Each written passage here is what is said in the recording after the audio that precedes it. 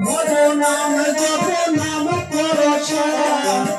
হরি নাম সারা জীবের ধর্ময়া হরি নাম ধর নাম তর নাম করছ হরি নাম সারা জীবের ধর্ময়া ওই নামে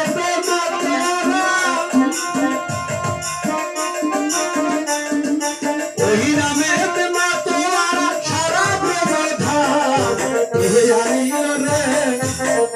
ছিল রে মধুমাতা হরিণা কে আনিল রে